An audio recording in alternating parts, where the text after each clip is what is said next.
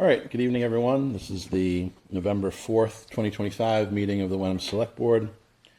We're here at 6:30 p.m. for an in-person meeting with others available to join, excuse me, by Zoom. I'm present this evening at the meeting for members of the Select Board are Gary Cheeseman to my left, Deirdre Parati to my immediate right, and Peter Clay to my right. And I'm looking at the door to see whether... Nope. Okay. Representative Cairns, good evening. My name is Ben Timon, Chair of the Select Board. We will start this evening with public input, public comment. This is for matters that aren't on the agenda for tonight. If anyone would like to make public comment on such items, they can come forward to the table, and we allow 2 minutes per person. Is there anybody here in the room tonight who wishes to make public comment? Seeing no one, Joe, is there anybody on Zoom with their virtual hand up? There's not. Is there anybody on Zoom, period? Yes. Oh, good. Okay. There's just no hands raised. Okay, good. All right. Excellent. All right, that moves us to Town Administrator's update and town announcements. Steve? Thank you. A few updates this evening from the DPW. So they're kind of wrapping up their fall operations and moving into winter operations by getting the plows out and all of that. But with Start this evening with... Yeah, kind of tell me up. with that transition, they're wrapping up some of the final items. So their line painting on CETA. They've installed, just wrapped up finishing installing new ADA ramps on Pleasant Road and Larch Row. Roadway and sidewalk repairs and resurfacing are now complete for the season, so there'll be no more potholes spilled or crash repairs done. So all concerns should have been addressed at this point. And then another important couple dates is leaf pickups. So the leaf pickups, again, with only in bag, they're only doing bagged leaf pickups. We haven't done the free leaf pickups, meaning like just piles of leaves, in a number of years. But folks call every year wondering why we don't do it. But so it's just a reminder, they have to be in those biodegradable leaf bags, the large paper bags that you can get at pretty much any hardware store, and they're going to be coming around picking them up on November 22nd, December 13th. Just to pause for a minute. Steve, just for purposes of the minutes, Select Board Member Hanger is present as well. Thank you. And apologizes. My latest. And a few events coming up. So this one, the town of Wenham is partnering with the Ipswich River Watershed and hosting a free educational event at the Hamilton Wenham Public Library called Building Wetland Gardens for Climate Resilience. This is on Wednesday, November 12th from 6 o'clock to 7:30 p.m. Again, Hamilton Wenham Library. And participants will learn how to transform home landscapes into eco-friendly, flood-resilient gardens that convene water, improve drainage, and create a wildlife habitat. We have our annual Veterans Day celebration and remembrance. So on this November 11th, on a Tuesday at 10:15, the remembrance will be at Allen B. Cheeseman Memorial at Pingree Park. And then at 11, the ceremony at Veterans Memorial on the corner of Main and Arbor Street. And then at noontime, light refreshments will be served at the Wenham Fire Department. Wreaths Across America. This is the 8th annual Wreaths Across America. It's coming back again on December 13th. We'll be placing 525 wreaths at the Main Street ceremony, the Main Street Cemetery. The ceremony will start by the flagpole at the cemetery at noon. So please reach out to sponsor a wreath, volunteer your time to help ensure that all 525 veterans' graves are recognized and receive a wreath. This is up on our website on a number of places. Feel free to contact the Select Board's office and we can direct you to make any donations or get involved if you have any additional questions. And that was all I have tonight. Thank you. I don't have any items. Peter, anything? Well, I think both high school boys and women's soccer teams are in the playoffs. Great. True. Seems like a pattern, at least for for one of those teams. It's every year, and maybe for both lately too. So, Deirdre. Yes, last night I had the pleasure of attending a celebration that was hosted by the Hamilton Wenham Climate Action Team in Hamilton, and it was a wonderful celebration of the many, many accomplishments that that group and a number of people, staff, boards, and committees, really community effort, have accomplished so much across the two towns. And it was an evening really full of pride and just joy at how much has been accomplished and is in process. And I want to thank the Climate Action Team for all the work that they have done and for catalyzing so much of this and helping many other people to be conscious of climate issues and take action. Hello. And in particular, I want to recognize members of the Climate Action Team who are from Wenham, Sue Petrolia, and Bob Knowles, who have been instrumental in moving the agenda forward, and particularly on our own staff, Kate Mallory, who has done tremendous work in moving many of these projects forward, as well as Vicki Massoni, our energy manager. Both have done incredible things. A thank you also to Eric Tracy, who was instrumental in pulling off getting a grant for the electric school buses and getting them deployed in short order, which was something, nothing short of a miracle, I think. I'm not even sure how that was pulled off. But that was an incredible thing and wonderful for the community.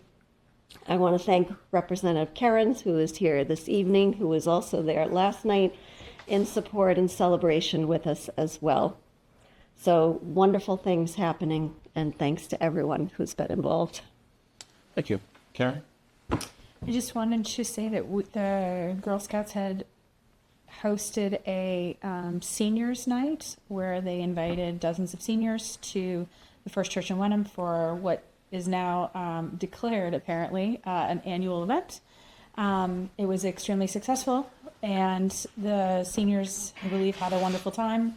And it was a great opportunity to try to bridge the gap between the generations that are we're doing it slowly. So hopefully we'll be able to have more attendance next year.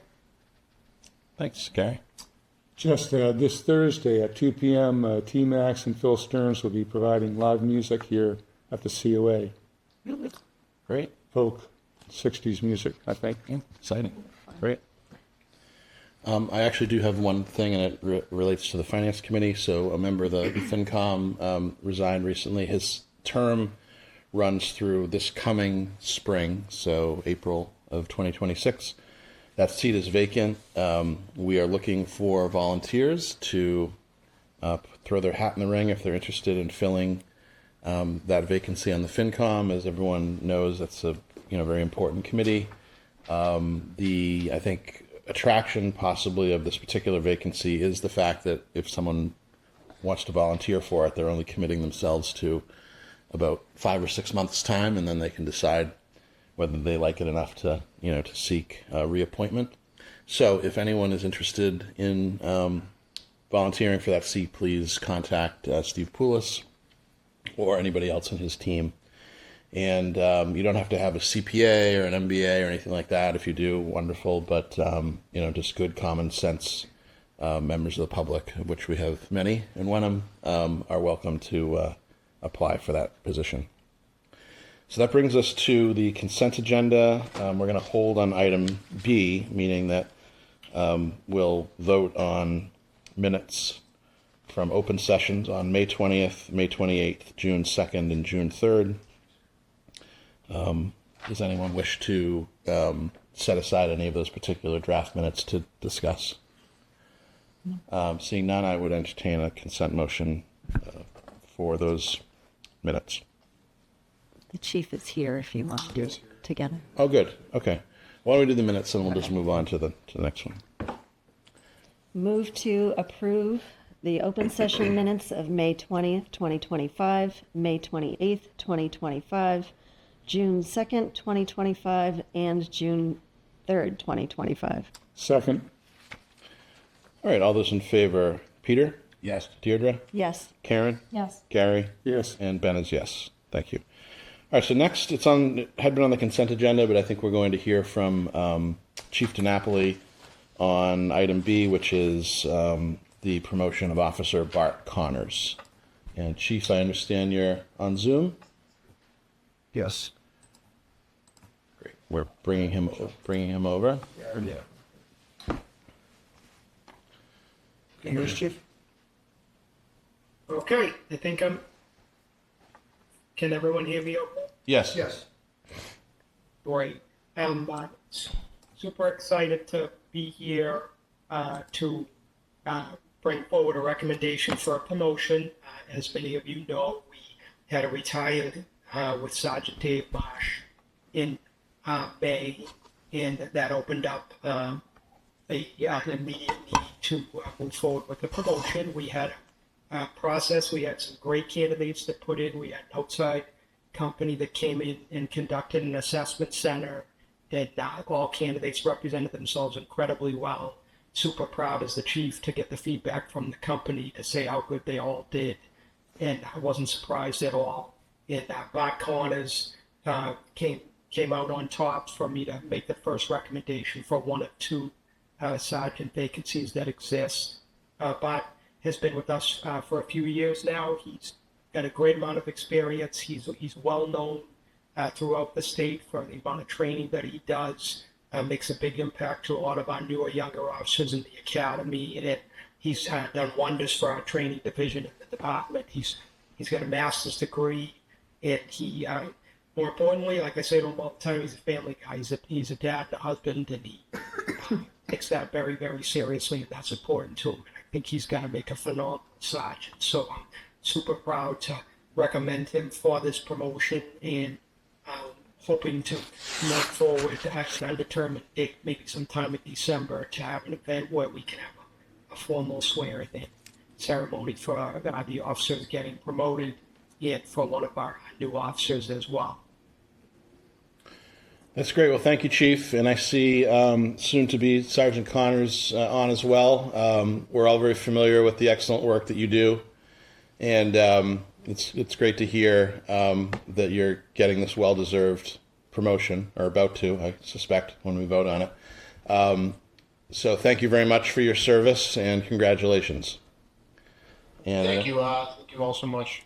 Very appreciated, humbled, and honored, and I'm lucky to be in such a good town. Thank you. Appreciate that. I'd entertain a motion on this promotion.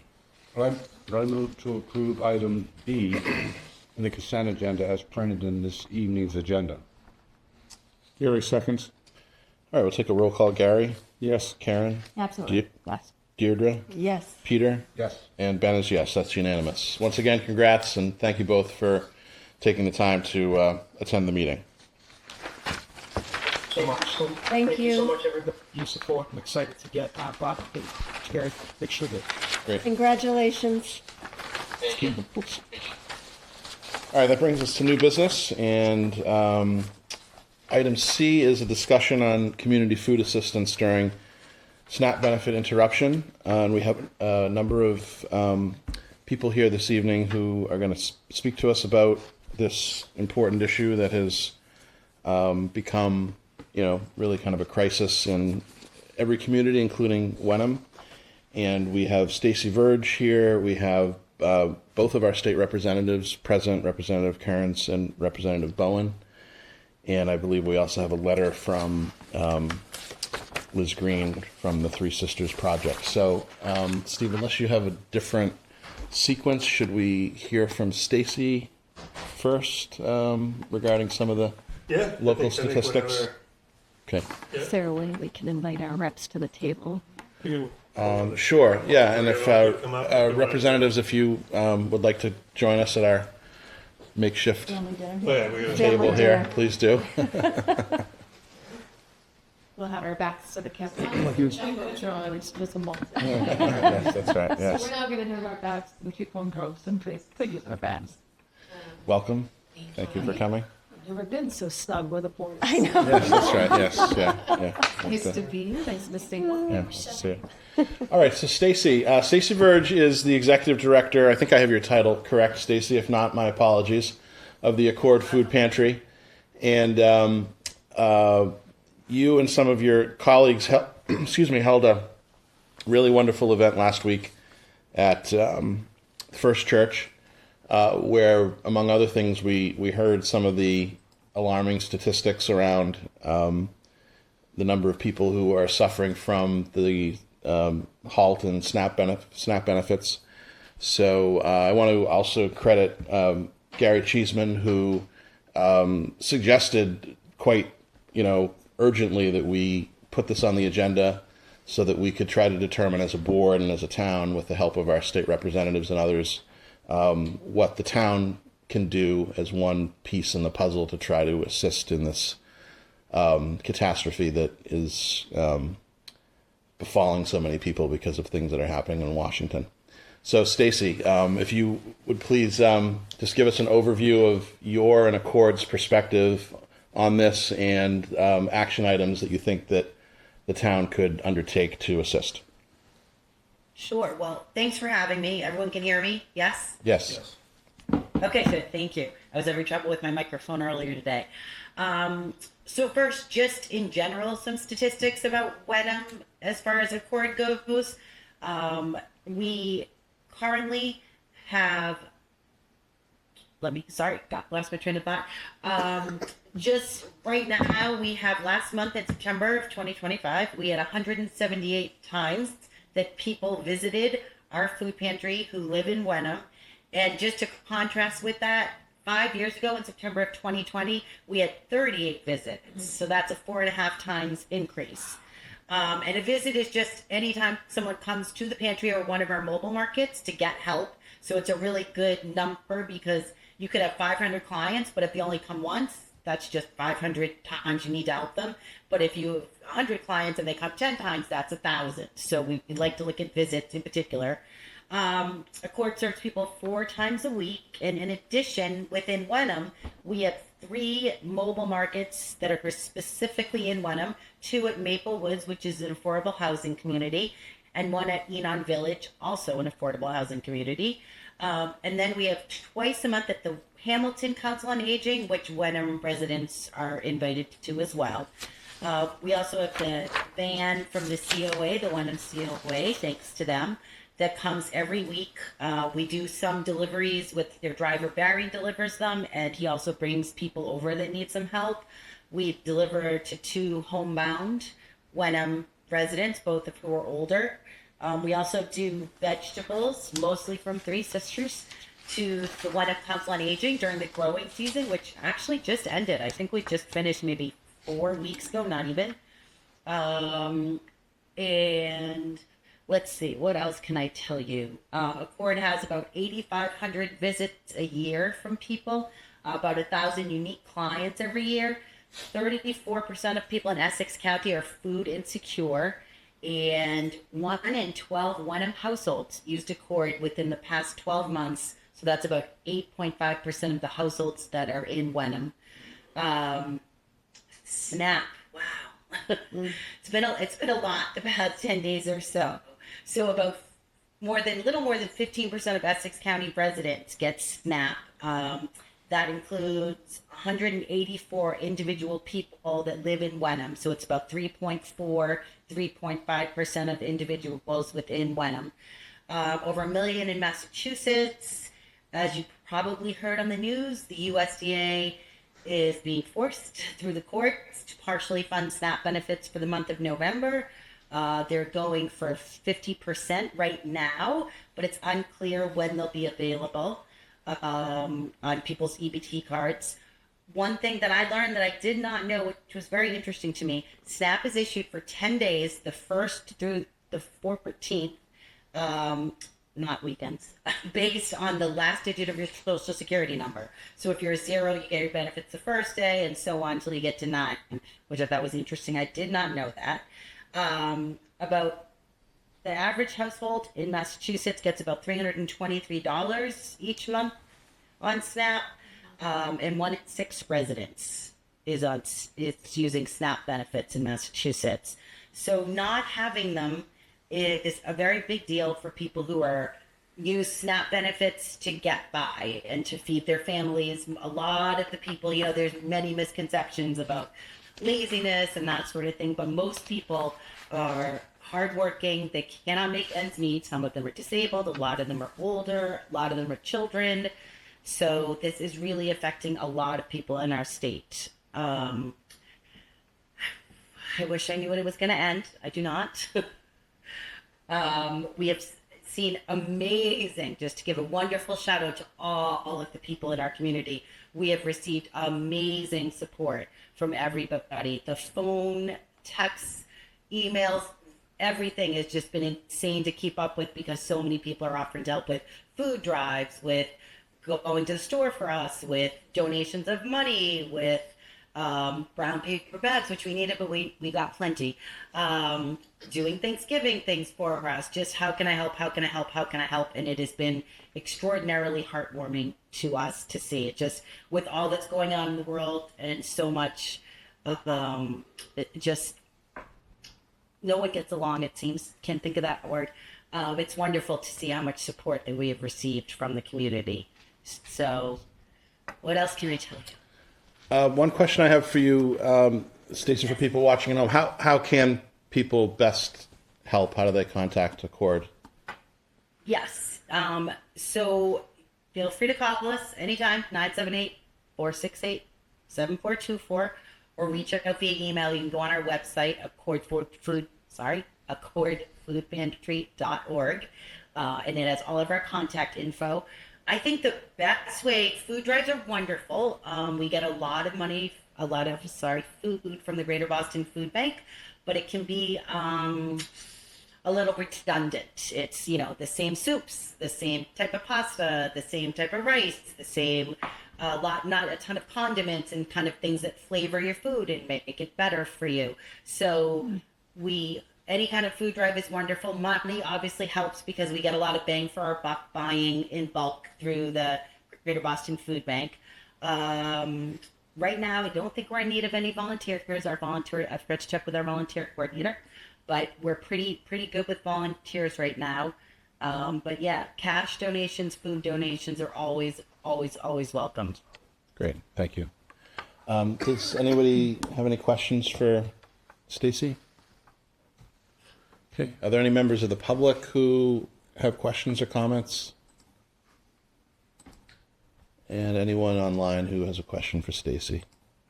Doesn't look like it. Great, thank you.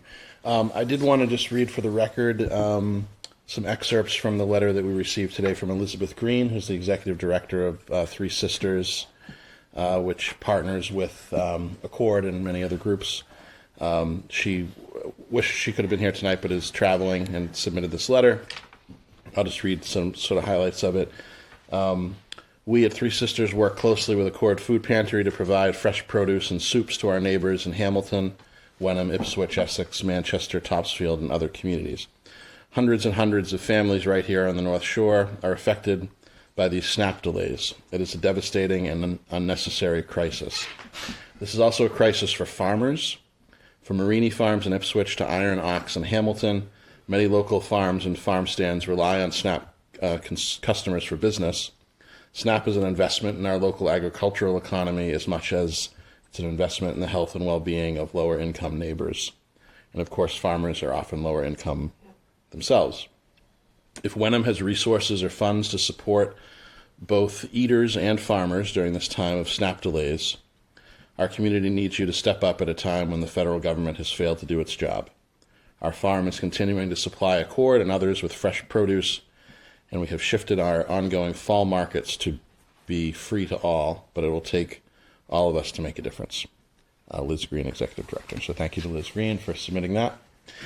And thank you to our two representatives, Representative Kearns, who represents West Wenham, and Representative Bowen, who represents East Wenham, even though we don't really call it East Wenham, but that's an easy way to sort of, an easy way to kind of divide the town. So thank you both for coming, and whichever one of you would like to speak first about the state perspective on what's going on and how Wenham maybe could assist.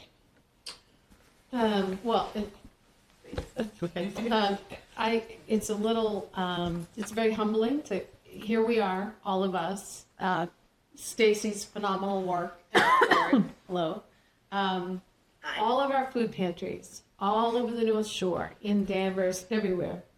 People are stepping up, they're full. I went into my food pantry in Danvers recently. I have never seen it so crowded, ever. It was shocking. And there are bustling volunteers, they're, stocking shelves. We are all scrambling right now because of the federal shutdown. And it is so inspiring, Stacy, that you're so dedicated and people are helpful and you're very glass half full, which is wonderful. Sometimes I'm a little bit glass half empty. And so it's very uplifting to see the local response, but it shouldn't have to be this way. It should not be this way. So in terms of just the enormity of what the federal government has walked away from, right, SNAP is like $2.7 billion comes through the FDA to Massachusetts for food programming. Federal shutdown comes along. I don't know what was worse. I found it harder to deal yesterday with the announcement that they'll only put back half of it. And I thought it was particularly cruel that people have been on tenterhooks and waiting and, first that they even had to have a court tell the administration, you must release these benefits. And then we get, well, we're only going to do half. Well, maybe we'll do the whole thing. So there's a recklessness and a capriciousness to it that really grinds my gears. So I just wanted to kind of frame it in terms of, the bigger picture and why we are in this spot. They have to figure out this federal shutdown. They just have to get together on it and figure it out. Now, in the meantime, so what we're seeing is exactly, Stacy, as you've laid out, Project Bread, Greater Boston Food Bank, the Salem Hub, all of you are really jumping into the breach. I think I speak for many when I say give a contribution of cash if you can.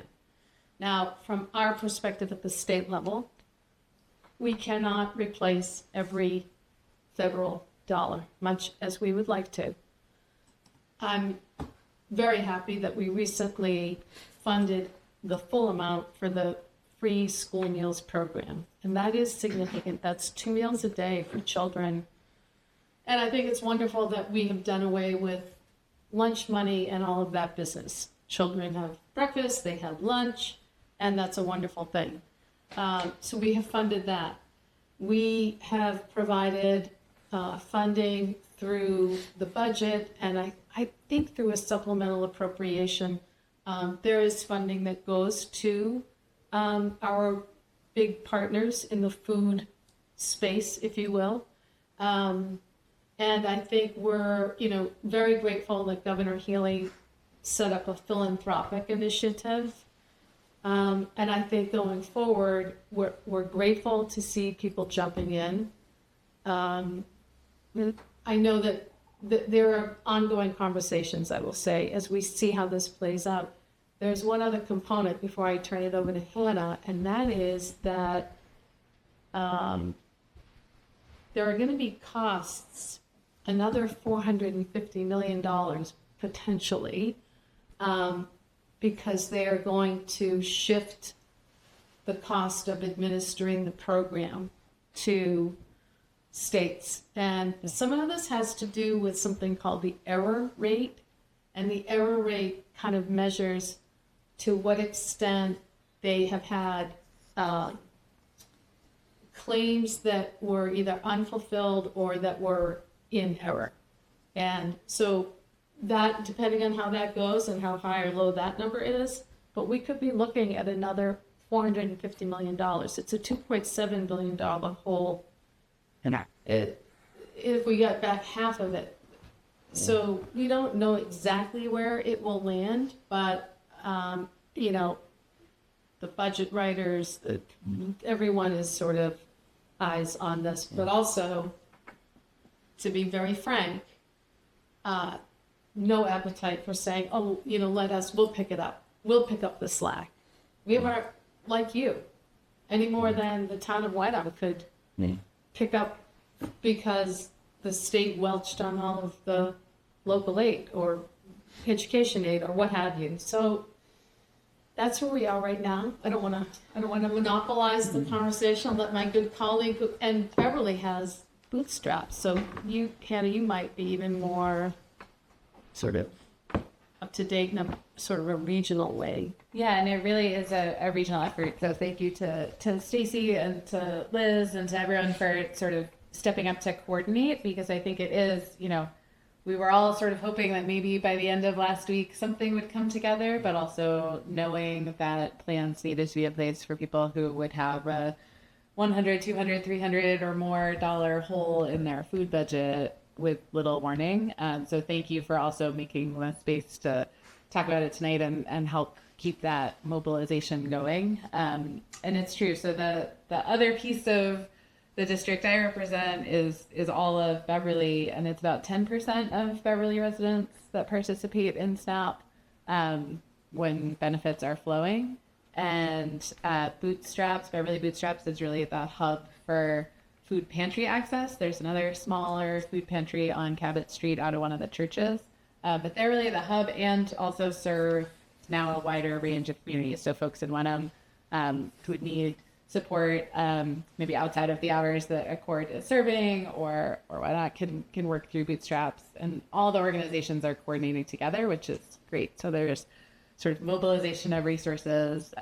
Also across downtown Beverly, there are community meals, and most of those are open to whoever walks in as needed. So folks who need a hot meal and aren't able to cook at home or want the sense of community are welcome there every night of the week. And Beverly Bootstraps lists them. They're all different groups that host them, but they've got that list. So that's a good hub for information.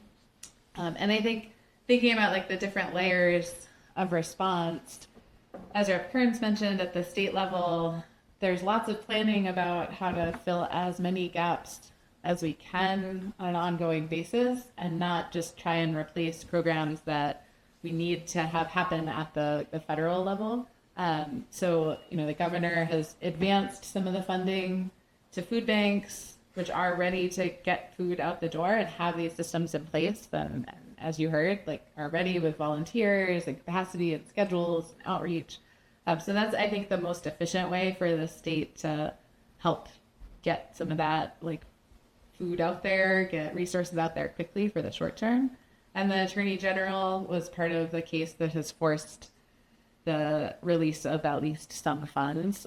So knowing that our state leaders are pushing for getting those funds to the state as expected is helpful. And I think we're hoping still that it's relatively short term, but know that for people who are, you know, who need additional funding to supplement their food budget, all dollars are short. So if they're now trying to figure out how to go shopping with money that was budgeted for rent until SNAP benefits come in, it's a challenge all around. So I think we've also been talking with just broader social service partners about what other needs are there. And most of the community meals and food pantries on the North Shore have been seeing an uptick all summer.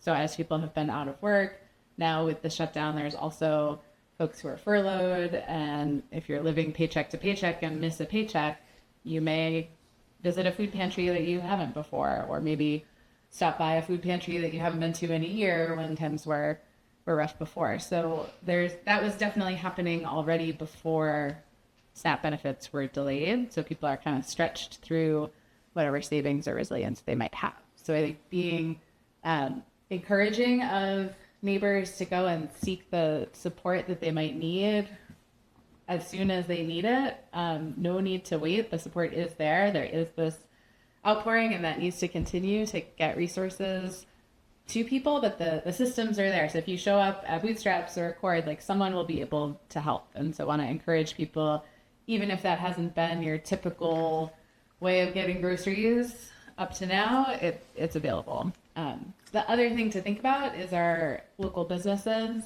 that accept SNAP as a form of payment often rely on that for a big chunk of their business. So in addition to farmers, as was mentioned, there are convenience stores, small groceries. So if you're thinking about donating food, maybe think about buying it from a location that has been getting customers who are able to pay with SNAP.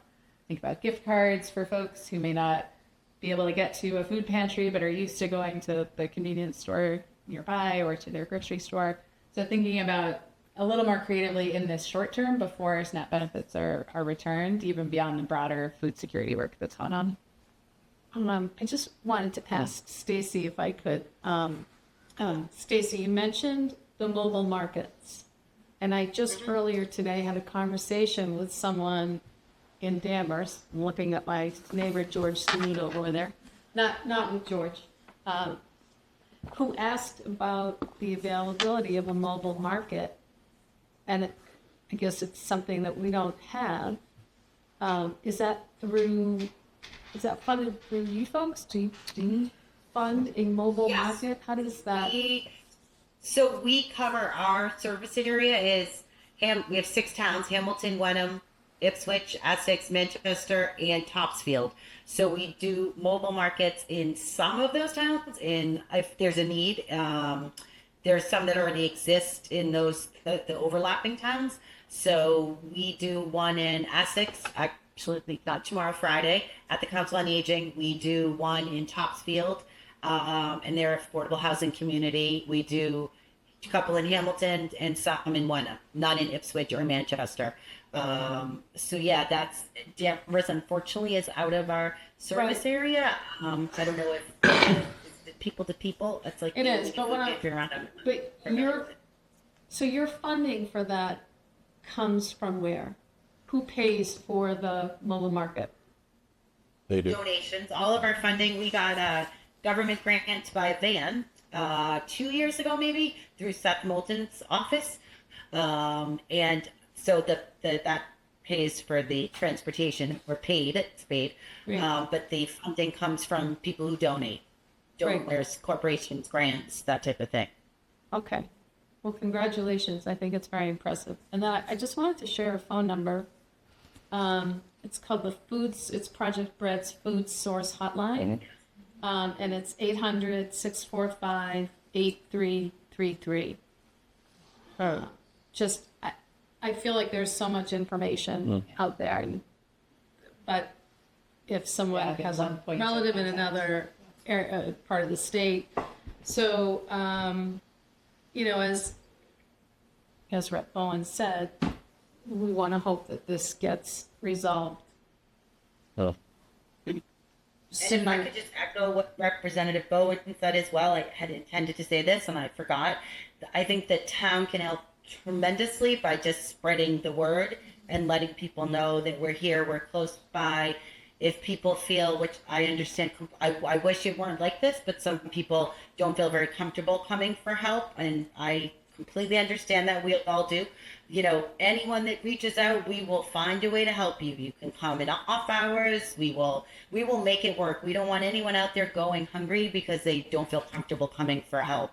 So please, the more you put out there that we are here and willing to help and ready to help, the better it is, and the more people will get the information. So I feel like people pay attention to the town and Facebook pages and however else they get their newsletters. So it's really helpful just to encourage people to let them know that we're here and we're ready to help. And thank you for calling me optimistic. I think it's just been a lot of support, and it does make you feel good to be there. But I'm obviously my worry at night is that we're going to have the support we need, is that we will have too large influx of people that we won't be able to keep up with the need. I don't foresee that happening, but it's obviously a concern because you don't know what comes next. I don't know how long this will last. Yeah. So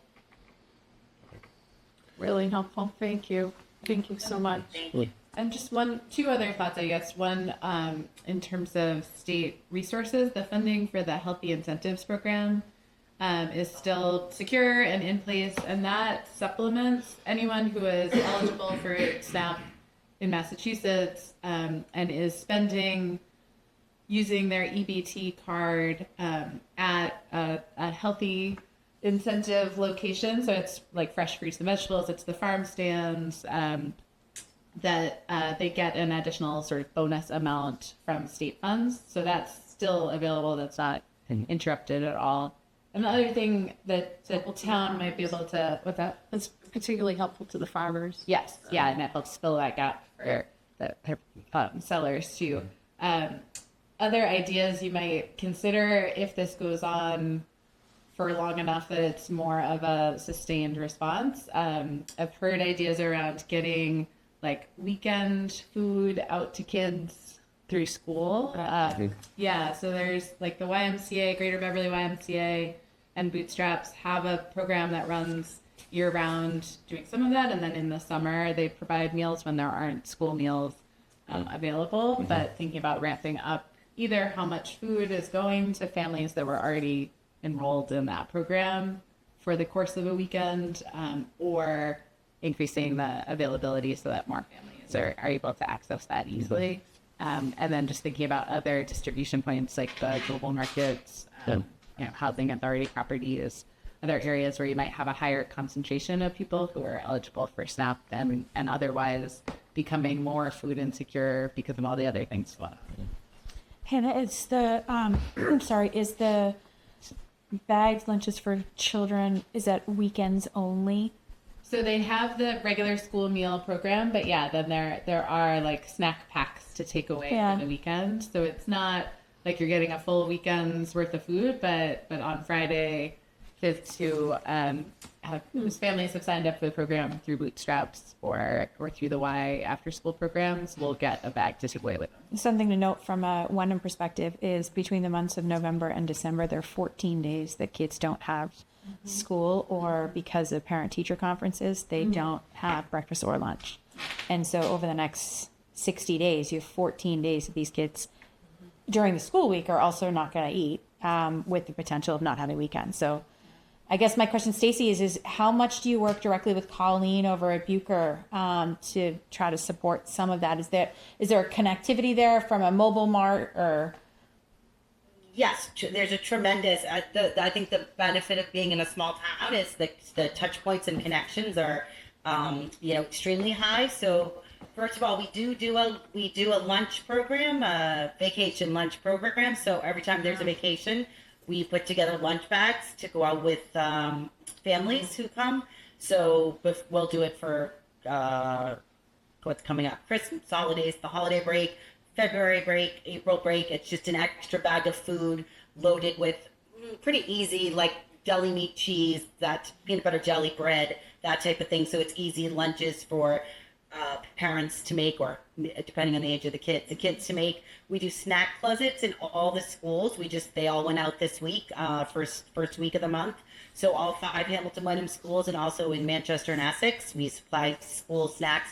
Colleen is one of the people who gets them and tells us what the kids like. So we supply all the schools with snack closets. And in addition, this has brought up again, it's come up before, about sending food home with kids over the weekend. So it just came up. I had a Hamilton Wenham service providers meeting this past Thursday, and it came up with Jessie Palm, who's the social worker, and Kristen Lazaro, who's the head of counseling there, and also Stephanie Rogala is in the schools. We talked about it again. I think we will have to find a way that's helpful without being overly obvious. I think there's a fear that kids won't come to the office on their way out to get lunch, to get food for the weekend. So it's something we've talked about, and this will make it more urgent. So we're definitely in talks to see if we can make something like that happen. Thank you. I know that, like, next week in particular, the kids don't have breakfast or lunch on Tuesday and Wednesday. So if they're not having anything for the weekend, they'll get it on Monday, and then they don't get it again Tuesday and Wednesday. So that's, it sounds like you guys are really on top of the vacations, but we should probably touch base and make sure that you have those dates that the kids aren't serviced in Hamilton 1 and 2. Yeah, and we are open Saturdays, so people can come get food on Saturdays. So that during the weekend, if you will. But yeah, no, definitely. Thank you. Thank you. Any other board members who have questions or comments for our state legislators or anyone else who's spoken? I'll just say thank you, Stacy. Oh, thank you. Good. Yeah, I want to say thank you, Stacy, also, and to the incredible work of all of you at Accord, Three Sisters. Thank you to our representatives for being so on top of this issue. It is inspiring to see how many people, including our state government and all of the community members, resources, organizations, have stepped up so quickly to fill this gap, which is inexcusable. And I'm struck by Sally's comment about the cruelty involved in this, but I agree that it is. These are essential needs that we're talking about. This is not luxury items. These are not luxury goods. These are essential needs that people have to live in an economy that is already difficult, with layoffs going on all over the place, with scientists having been basically stripped of jobs all over this country, on top of existing layoffs and people being unemployed. This is serious. This is real. And I think that it's incumbent on all of us at every level to try to think about what we can do. I encourage us at the municipal level to think about what else we can do in the immediate term, but also thinking more over time about building our resilience. And I'd like to get that message out to our boards and committees, because I think there are things that we can do to strengthen responses. I'm struck by Liz's comment about how the farmers are affected, you mentioning about the local businesses. People need to think about the ripple effects of what is going on, because they're often hidden, but they are there, and it is growing day by day, and they're tremendous. So I think as much as we can encourage across the board in what we can do at the municipal local level, for everyone to think about the actions that we can take. Thank you. And I'm always happy to have any of the select board members or any of the representatives come over, do a tour, sit down, talk to us. We're always happy. People always have amazing ideas. I'm always impressed by different thoughts and different ways to make things better. So our tour is always open. We always welcome people who are interested and want to learn more and want to share ideas. So please feel free to reach out to me anytime. And Stacy, please don't go anywhere if you can spare a little bit more time, because we're going to have a discussion as a board as well. I hope at least for a few minutes about money and other tangible things that maybe the town can do. Anybody else with comments or questions? Okay. Anybody from the public who wishes to speak or have a question? Anybody online? Great. So I'd like to have a discussion as a board about, we'll just get right down to it. Other funds available that could be considered to be deployed to help, provide some needed assistance to some of our nonprofit organizations like Accord to get people through this crisis. The finance committee's reserve would likely be appropriate for this. The board would have to request the release of funds through the finance committee. Mm-hmm. So through this discussion tonight, if there is a desire to request those funds, we could bring it to the finance committee and see if we can get them released. Mm-hmm. What's how quickly could something like that happen? The finance committee has to meet to vote on that? They're meeting already next Wednesday. Okay. Do we then have to reconvene as a board after that to continue? Okay. Not if the motion includes exactly where you want the money to go. Okay. And votes and Right. take care of that. Stacy, I don't mean to put you on the spot, but I will. So, can you help us quantify even in approximations, how much money from the town might help to, let's say, let's just take as an example, Karen's example of 14 days in November and December when there won't be school lunches provided or breakfasts, and the court's already supplementing some of that, but can you help us just kind of think about amounts that, again, just as an example, that could fully fund those, let's call them missing meals during the 14 days in the holiday period for Wenham, because I think that's what our responsibility would be for this board. And to be clear, those are school days. Those aren't weekends. Right. Those are. Right. And today would have been a good example of that because the kids didn't have breakfast or lunch today because they had parent-teacher conferences. That's a. Mm-hmm. And give it any metric at all that we can maybe just sink our teeth into. Yeah. So I think the one metric I probably did not bring with me is exactly how many school kids, you know what I mean, in Wenham that come, like how many specifically families with children in Wenham come.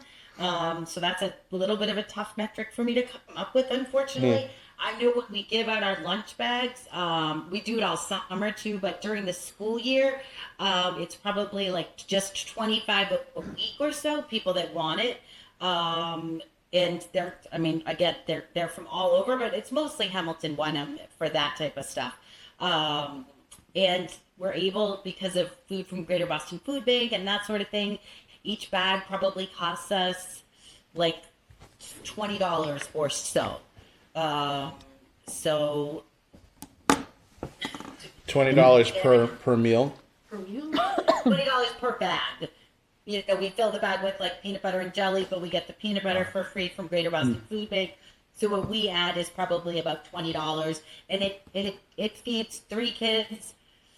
We try to do about 3 kids, probably 4 to 5 meals, lunches, not breakfast. Sorry, we don't have another way to do breakfast. So right, 20 times 14 each lunch bag has enough so for 4 to 5 lunches for 3 children.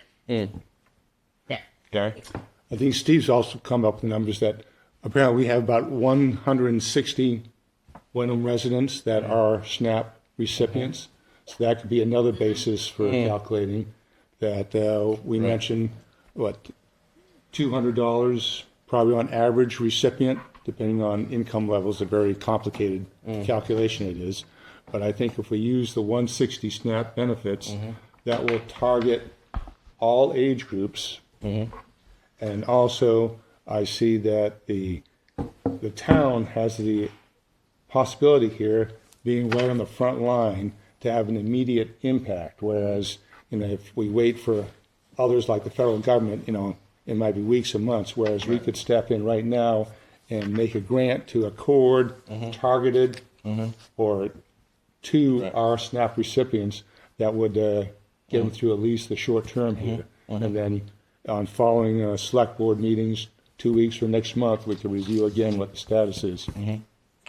No, thank you. That's so helpful to have a framework. And in Liz Green's letter, I believe it was, or maybe you said it, Stacy, or someone else, I apologize, but someone mentioned $323 a month as an average SNAP benefit for what? For your service area or Massachusetts?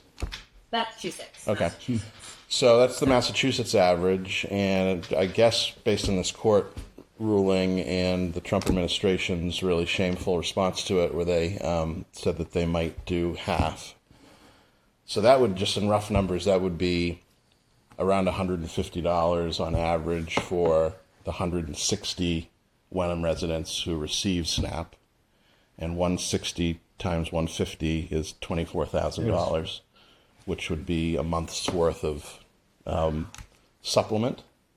So, I certainly would support if the funds are available in the FinCom reserve, someone being designated to work directly with Stacy and the town to designate up to $25,000 to go to Accord for, until the next meeting, I think, for the next month. I support that. That is so generous. Thank you so much for even considering that. And I would say one easy metric as well is that we do our mobile marts in so many locations, and they are affordable housing, which many people obviously have to go through a process to qualify for affordable housing. So most of the people that live in the affordable housing have access or have SNAP benefits as well. So that's another good use of the money, is covering those people. Any other comments in support of that concept? Or No, I just say I think that is probably the most efficient way to get the benefits into the people's hand that really need them immediately, is work with our Great Accord people and just make the cash donation from the town with the stipulation that it goes to the Wenham SNAP recipients. any other comments? I support it. Great.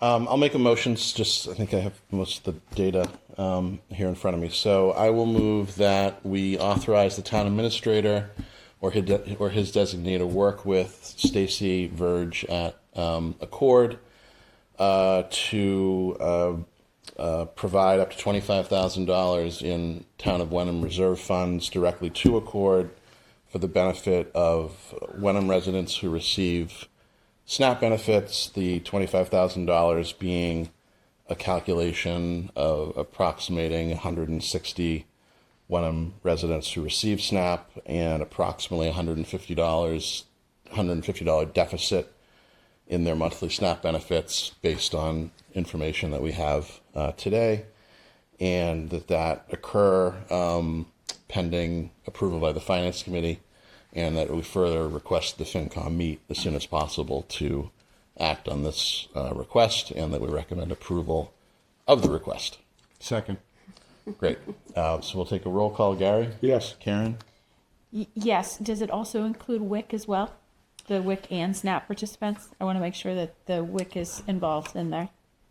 Is it affected? I think we can intact for now. Okay. So we can address that in 2 weeks. Yeah, maybe Should we we're need to? That's talking fine. about it again. I just want to make sure because we have it all on our list. The WIC is affected and Wenham as well. Okay. Approve. Deirdre? Yes. Peter? Yep. And Ben's yes, so that's unanimous. Great. Thank you, everybody, for your input. Nice to be able to come together and try to solve at least a little piece of a problem, and hopefully with the help of our state legislators, who I know are working really hard, and hopefully with the help of people in Washington, this will get resolved. I just have to say, I love this town. And what you all just did was like a beautiful thing. Last night we were at the Hampton Wenham Climate Celebration. I said to someone, this is like that podcast, All the Good People.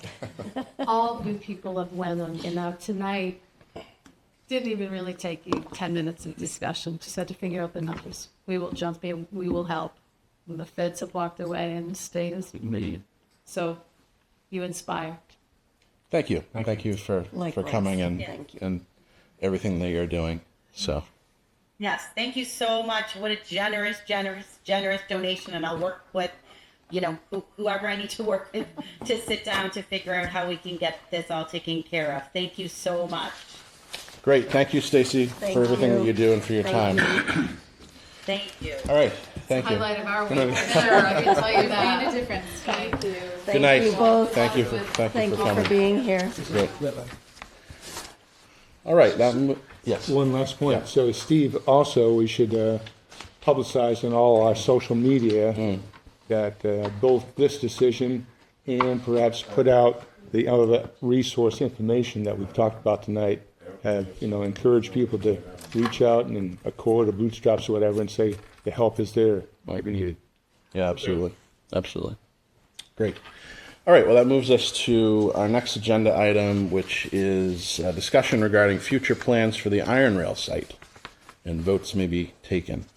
So, Lou Randazzo, who is the chair of the Iron Rail Commission, is here. Lou, why don't you come up to the table? And Andrew. Oh, and Andrew, yep, thank you. Also from the commission. Yes, welcome.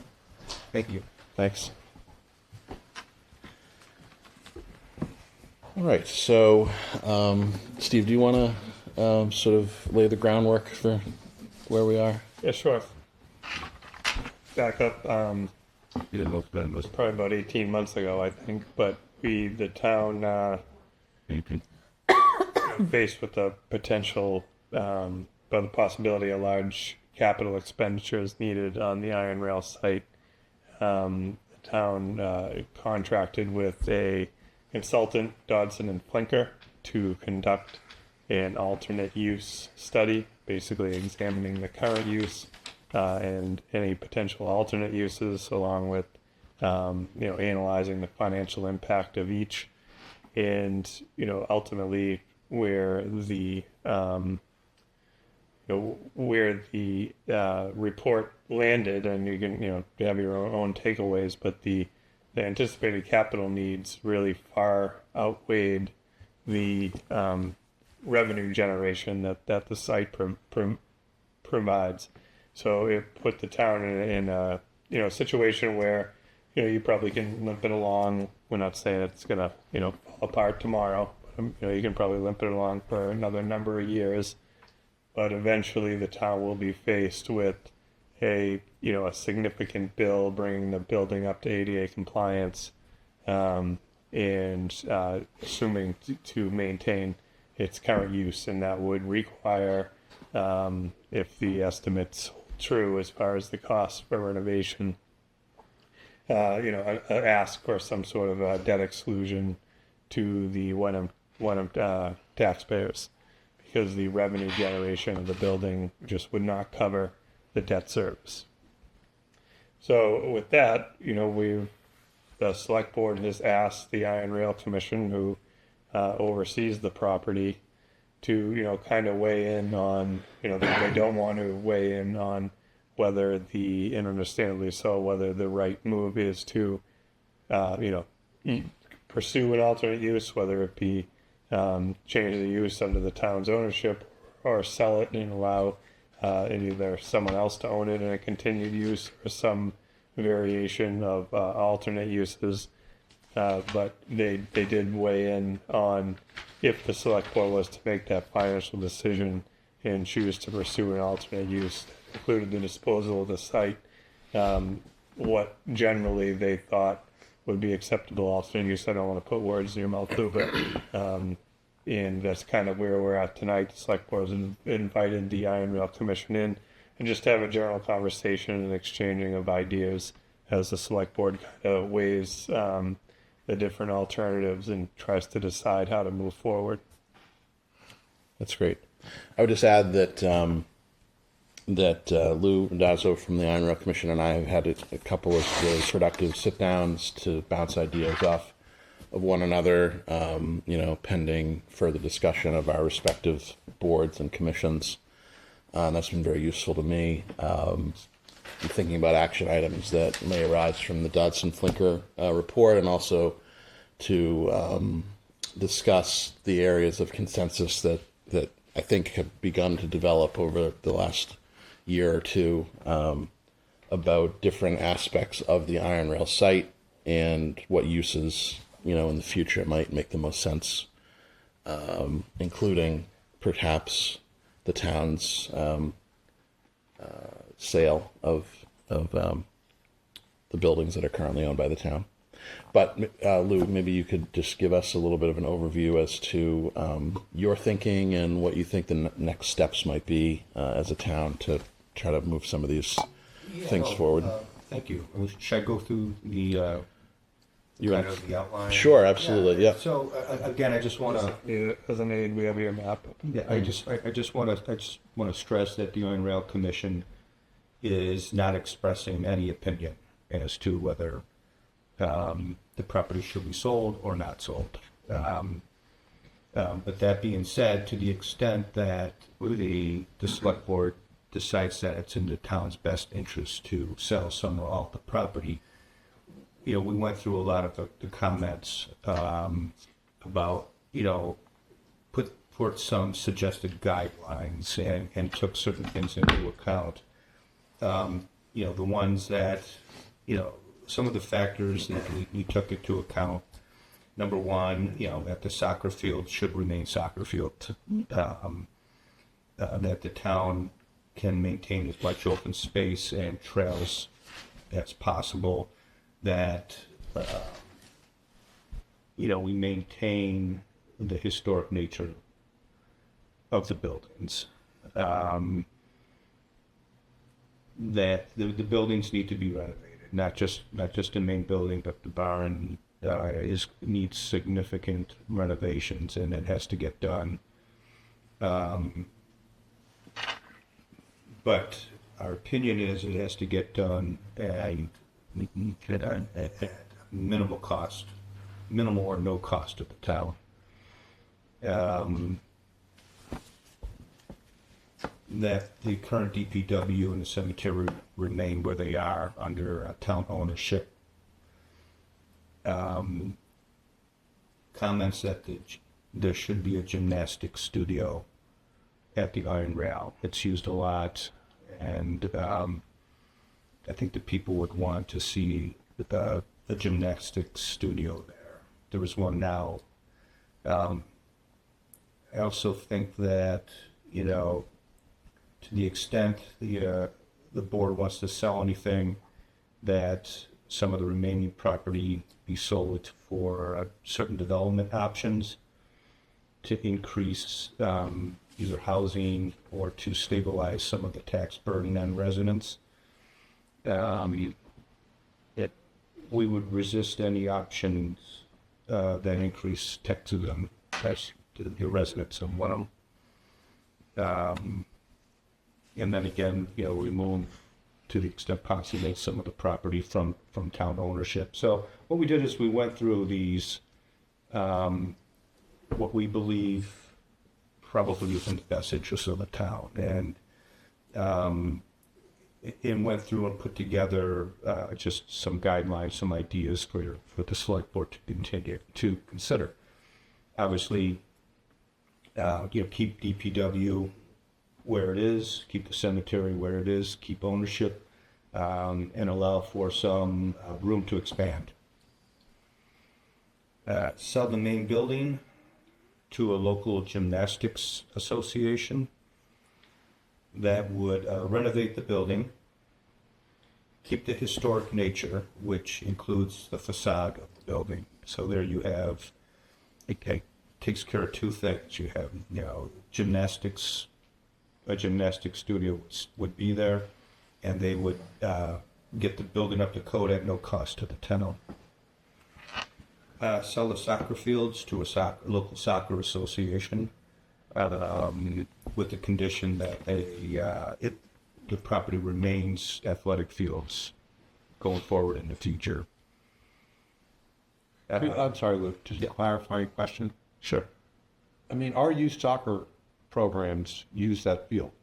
Yes. So if you sell it to somebody else, are we still going to be able to use the fields? Steve? You probably could contract it in such a way, I would think. Yeah, or, maybe the town just wants to maintain ownership to ensure, continued. I think the Hamilton Wenham Youth Soccer Association, from what I understand, has at some point anyway expressed an interest in owning that property. Really? I believe so, yeah. Wow. So right now they're a tenant, a lessee to the town who owns it, and then they sublease to schools and so on. But it's possible that they could become the owner of it if that's something that the town approves as part of the overall Iron Rail plan. But as Lou said, everyone agrees that those fields should remain soccer fields, whether we keep owning them. Gordon uses them too, don't they? I don't know if Gordon does. Gordon does not. Penguin Hall. Landmark. Right. More. Yeah, the Penguin Hall. There's one other school, right? I'm sorry? There's one other school, right? That it's just those two. Right? Well, I know it's definitely Landmark, Penguin Hall. Agreed. Hall's going to go away, so it can just be landmarked. But they pay the money to soccer, and then kicks it into us.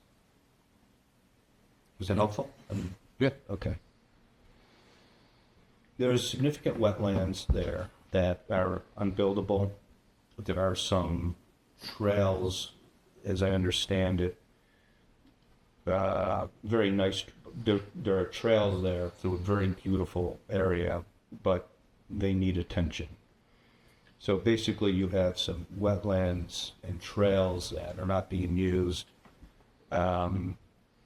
because no one has really maintained them. And so, one suggestion we would have is to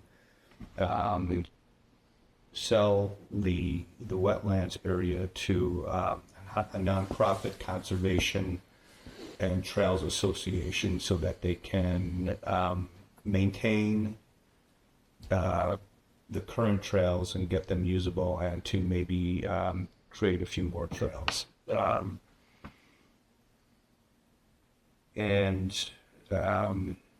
Again, I think the town can maintain any type of conservation restrictions on that, and then sell the remaining land, including the barn, for development subdivisions on the condition that the current barn's historic nature is preserved, which would include the facade.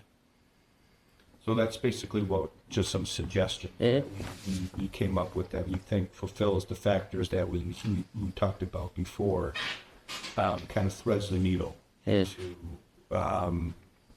what might make everyone just a little bit happy. So we put that out there. If any questions, Andrew and I are certainly. Yeah, a clarifying question. I mean, that barn's used for scouts. Yes, it is. Yep. To be clear, only Boy Scouts are allowed. So if we're, Yeah. I mean, that's, So that would become an issue for the scouts. It would become an issue with any of the tenants. It's on them to kind of find their way, and to the extent the town can help them, certainly probably would. But again, that's something they would have to try to figure out. Can you work something out with whoever buys it? It's in really, really bad shape, as I think We took a everyone tour. knows. Yeah, It's right. even worse. It's Yeah. even worse. So it may not be used by the scouts or able to be used by anybody else on the current track, and the town doesn't have the money to, that would be required to bring it up to code, would be way too expensive. And then just to sort of tie things together with the map, and I don't know if this is up on the share screen on the Zoom or not, but so correct me if I'm wrong, Lou, but as they're labeled, so this has been divided into 6 tracts, making up the entire iron rail, and sort of for convenience. So number 1 is the cemetery. That's town-owned land. That under a potential plan, which again, for the public is not anything official. It's not anything that's being even proposed yet, but is sort of, trying to develop a consensus that may lead to a proposal that gets put to the town voters. So number 1, cemetery, town-owned, that would remain untouched under this sort of concept. 2, moving over to the southwest side is the current DPW, town-owned, would stay town-owned, maybe would host a cell tower at some point, but that's maybe... We get a lot of comments about people can't get stuff. Yeah.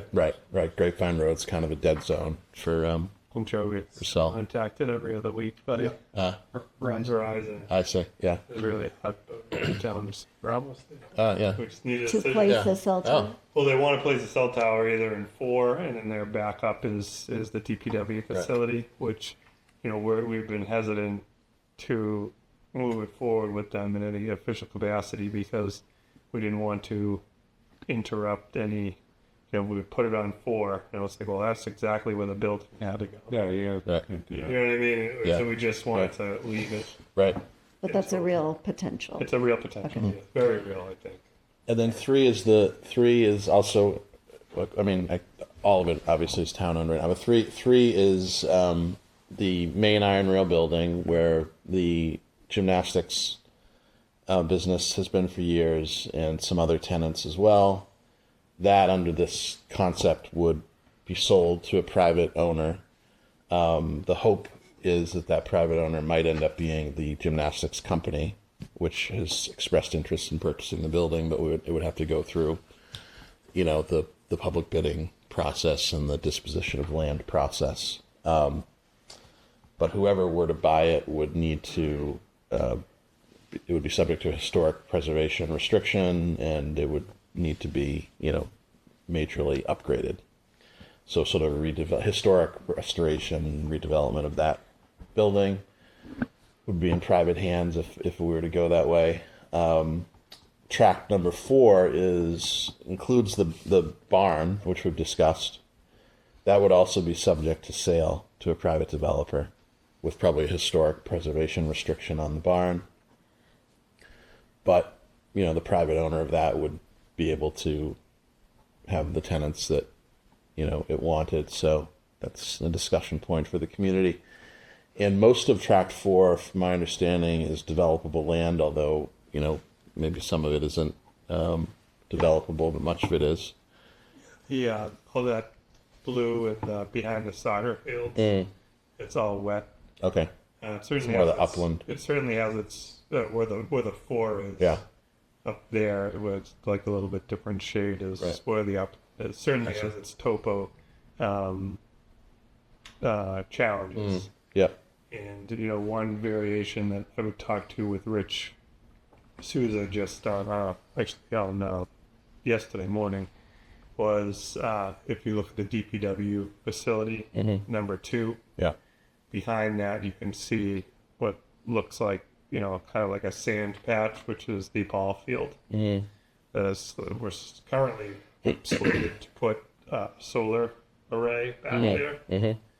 So, Rich brought up a concern that we don't want to hamstring ourselves for expansion capabilities.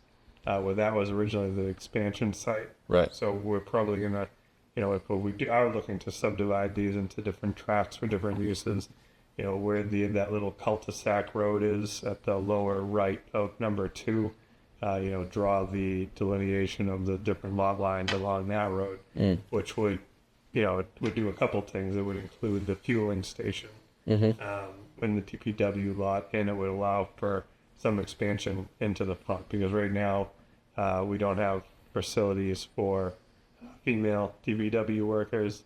That's the reason why now the administrative assistant for the DPW and water department is at town hall and not down with them, is because we don't have, we need to provide for separate bathrooms, separate changing rooms, and things like that, which is not part of the site currently.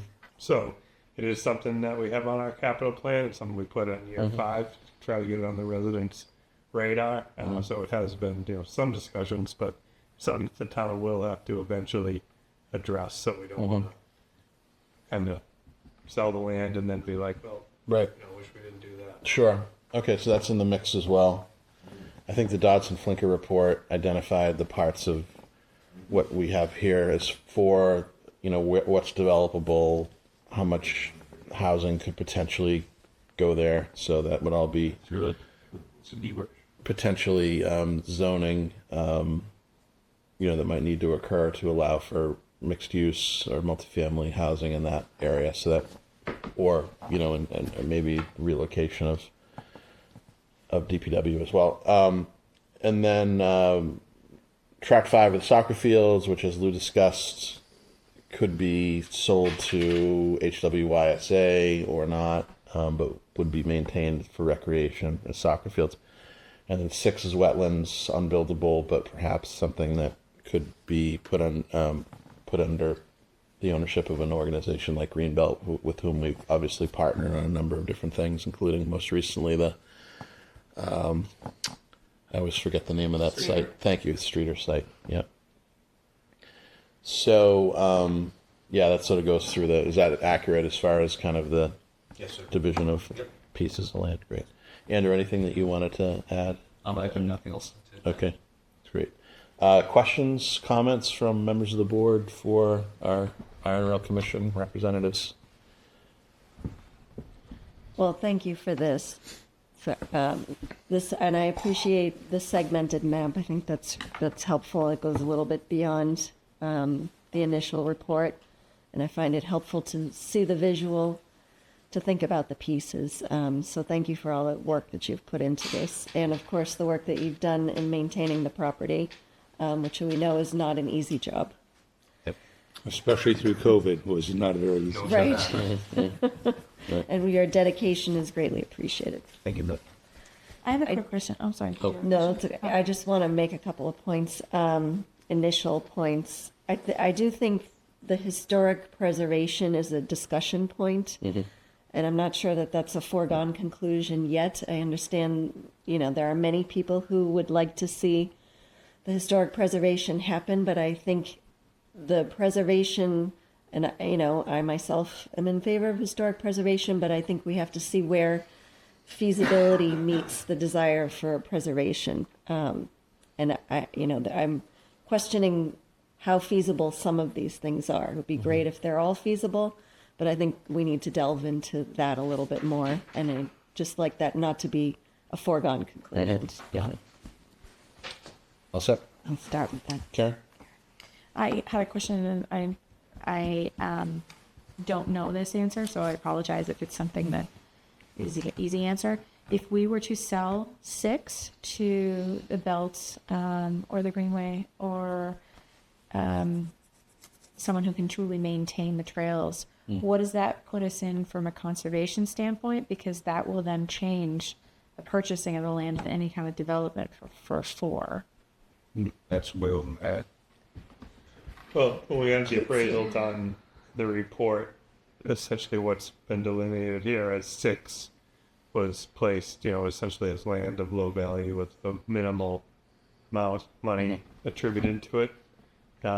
And it does not impact the developability of the upland in of 4. I think all the land is undevelopable in 6. Because that was my concern, is we would easily sell 6, and then all of a sudden it would be deemed conservation, which would then in turn turn 4 into a developer's nightmare to be so close to conservation land and endangered species wetland. I think, I mean, and Kate's here, I don't know if you know the answer to this, Kate, but I think the question is, does parcel 6, the delineation as it is right here, does it include the buffer zone?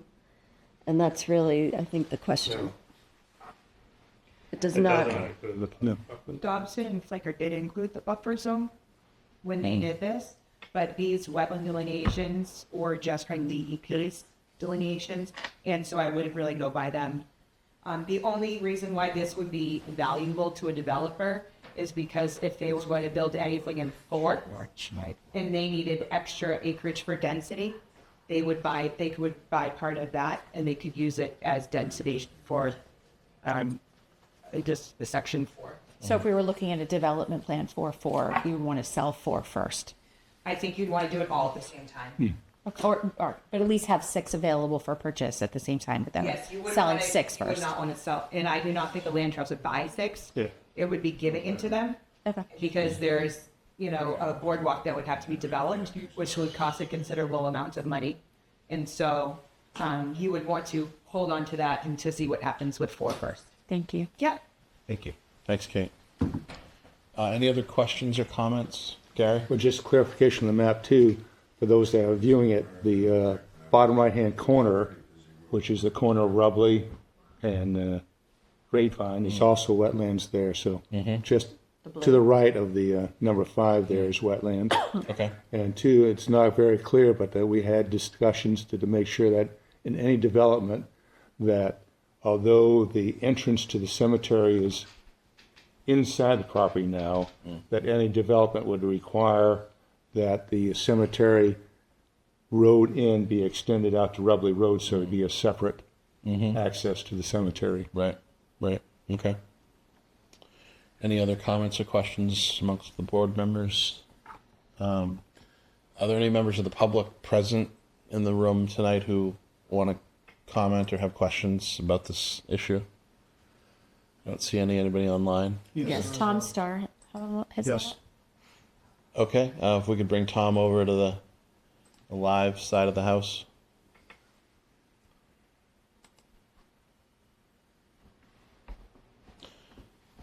Hi, Tom. How are you? The floor is yours.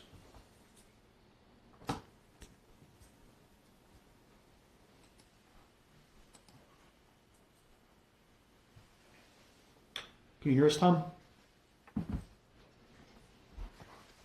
Can you hear me now? Yes. Go ahead. Yeah. Okay. Yeah. I was just wondering that the gymnasium being a historic structure and, in the historic commission's inventory, it's listed as the whole property listed as being recommended for listing on the National Register of Historic Places. And if the gymnasium were listed, then it would, or maybe even if it was just declared a historic property by the Historic District Commission, it would be available for CPC funding. So I don't know if that had been considered. I don't know the full extent of what repairs that building needs, but repairs could be bonded or whatever. If there was interest in keeping it, in the ownership of the town. Mm-hmm. No, it's a great suggestion. Is he talking about 3 or 4? He's talking about the Iron Rail building on 3, yeah. Well, the gymnasium, because that's the, it was built as a gymnasium and it's it's being used Right. for now, so. Right, and and that's the building that has the really, moving history of, I think they called them at the time the Mill Girls, I believe, was the, Right. Who would spend time there in the summer. And anyway, there's a rich history there with that building. So anyway, I just thought that's worth considering. Thank you, Tom. Anybody else online? That's it. Thank you. Okay, thanks. That's interesting. All right. So is there a consensus amongst the board that, I guess, number one, that this should be a project that the town should move forward, that we should try to work towards some sort of proposal that could then be brought back to the respective boards for potential action at a town meeting? Yes. Yes. Okay. Great. So we sort of have that consensus. And then I think that perhaps the best way to drive that forward would be for the town administrator to appoint a working group that involves proper representatives from, certainly the Iron Rail Commission, obviously, I think the Select Board, Planning Board, maybe FinCom, and then Kate would be the catalyst to that working group. Just to add one more working group, Kate, to your long list. So I think that probably would be the right way to go. I guess, sorry, Gary, go ahead. I think too, we need to understand that there are other parallel initiatives going on here too, and requirements from the state. So, we really need to have DPW and the solar question answered too, because we know we're reaching deadlines, in the 30s, but that's not too far away as to go all electric at DPW. So I think we need some planning there or coordination. Sure. And I would like to see, Cemetery Commission in on that working group too. Okay. Yeah, and maybe the CPC for that matter. I mean, we don't want to have the committee so large that we get into, paralysis by analysis, but those are all good. Nightmare. Yeah. Right. But I guess I think we need to be clear about the point of the working group. So is the point of the working group to bring all those representatives together to refine this plan, to then bring it, because it's November. Right. We're hoping, aspiring, I guess is maybe the right word, to have something prepared for town meeting, potentially in April, I'm talking about. Not sure about that, but Potentially with zoning. Might be. Or Like that. is it we just, Well, there certainly was the initial. the initial goal, but intent? I think, what's form of working likelihood of this making an April town meeting is. Diminishes quickly. That's Yeah, probably more likely a special town meeting next fall, but time will tell. Although to your point, maybe there's zoning that would get put in place before a more detailed proposal from a working group. But Yeah, I guess- Other things you might consider too is the disposition of its neighbor, Penguin Hall. You know, what happens there may change the outlook on what the possibilities are for. Right. And I believe in December is a sale date or a bankruptcy date. I think that's right. Yeah. Yeah. I think it's So that's something the working group might consider too. Right. All right, why don't we entertain a motion to authorize the town administrator to appoint a iron rail highest and best use working group? Second.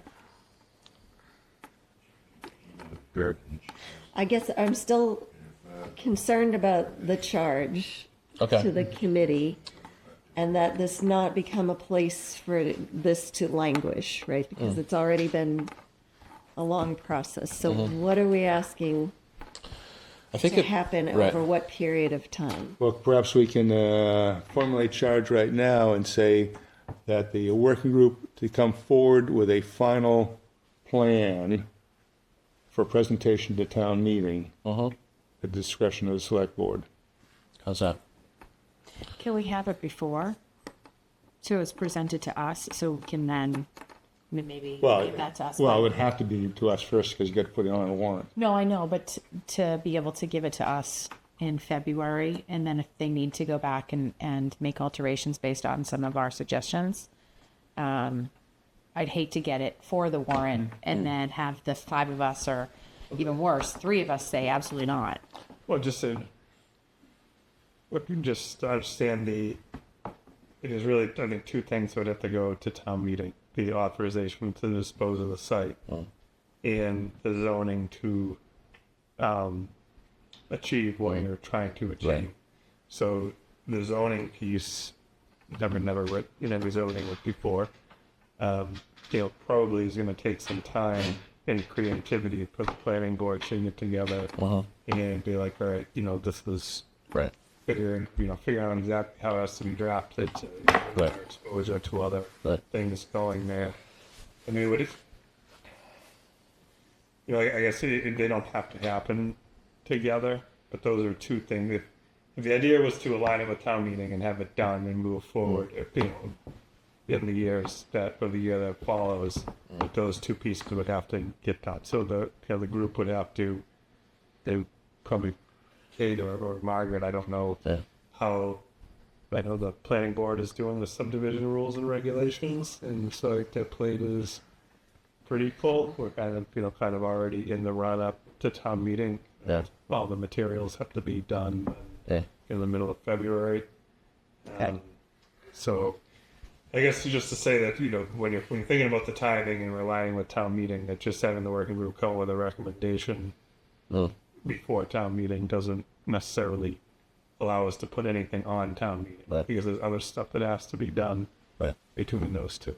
That sounds like the most feasible outcome, given the time frame, is the plan and not.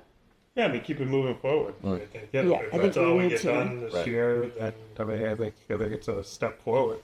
So why don't we try to set a target date for when a plan would be presented, but it wouldn't be a plan presented at the spring town meeting, I don't think, because we, want to present it at the town meeting at which there might be action taken, which realistically is going to be a fall town meeting, sounds like. But we could work backwards from there and maybe set, I don't know. I mean, town meeting this year is going to be, is it April 8th? It's the 11th. Probably another one in the fall. Well, I mean, it's not unusual to have one in the fall, special town meeting. I mean, nothing's been scheduled, but I think the point is that I believe it's really unrealistic that we're gonna, especially if we're gonna involve if we're gonna involve the number of different boards that we want involved in the working group, which I think makes sense. So what would be, I mean, we could aim for that working group to complete its report and proposals by, I don't know, May or something like that. End of May. End of May. And we can better refine what the goal, what the... Or actually, let's say the end of April. End of April. And see how they react. Yeah, I guess it's not, like, we don't want to duplicate what's been done in terms of like a report. I think we want to refine the recommendation. Right. It's a that is- proposal. A proposal A definitive proposal. that is tempered with the feasibility of different aspects of the suggested plan. Okay, so why don't we say, so I'll move that we authorize the town administrator to designate a working group whose charge will be to develop a proposal for the highest and best use of the Iron Rail Commission, informed by the Iron Rail report that was done, that would view feasible options for the future use of the property, and that would complete its proposal for presentation to the select board no later than May 15th, 2026. Second. Okay. Take a roll call. Gary? Yes. Karen? Yes. Deirdre? Okay. Peter? Yep. And Ben's yes. All right, so I think we have a roadmap. We've got a plan. Thank you both for coming. Thank you. For all your work. All right, that brings us to Mr. Saludo, who has been very patient. Was one of the first ones here at the meeting, and joins us from the town of Danvers, I believe. This is a discussion and potential vote to accept a donation and approve swamp walk repairs within Wenham's boundaries. Thank you for joining us, Mr. Thank you Saludo. for having this on the Yes. agenda. I'm here tonight to ask for your endorsement to restore and reopen this highly used and extraordinary public recreational venue. The original construction of Swamp Walk 15 years ago was approved by the select boards of both Danvers and Wenham and their Concons and Essex Greenbelt. The Danvers Select Board at their meeting of October 7th endorsed this restoration project. Please be advised that I had the pleasure of walking the entire walkway on October 21st with Kate Mallory, your land use director. She appeared delighted at the outdoor experience and noted the modest work necessary to restore the walkway. Could I say that, Kate?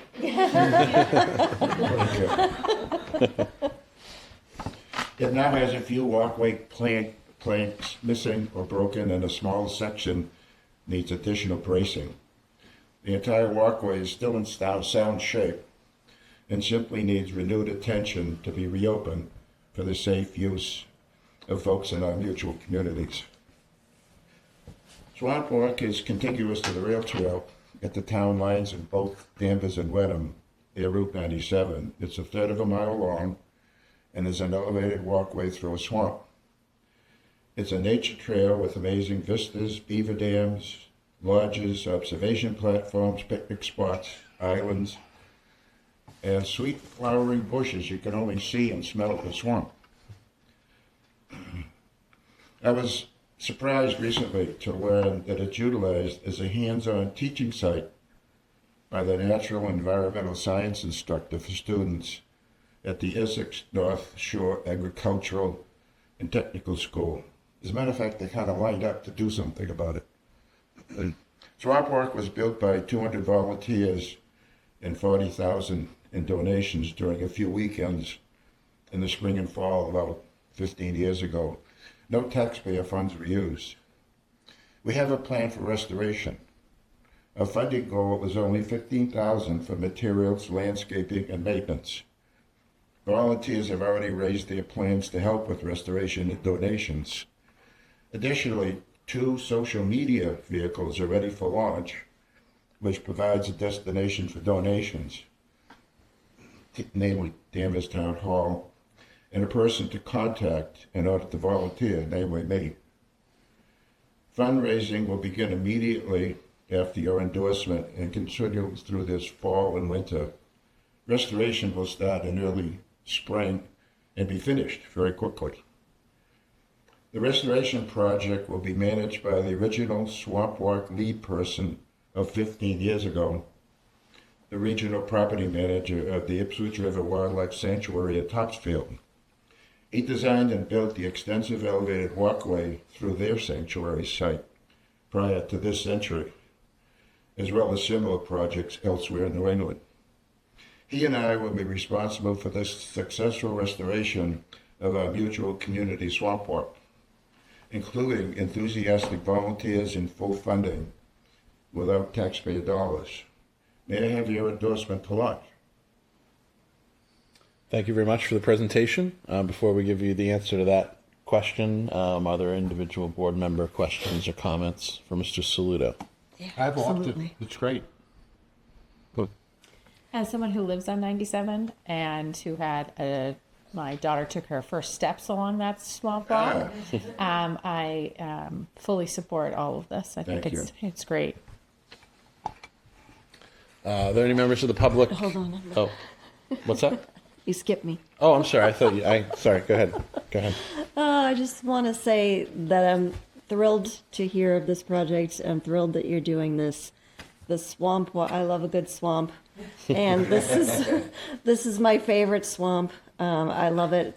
Took my kids there when they were little. It's near and dear to my heart. So I really appreciate this, and I'm 100%, 110 in support of this. I'm fascinated by the stories that I don't know about, that people have walked it. But I'm under the impression that there have been a few. As a matter of fact, when Kate and I walked the entire 1/3 mile, I was kind of blown away with the fact that once upon a time, there was dirt on the islands and in the land areas between the islands. And it's been walked so heavily that all you see now are these roots.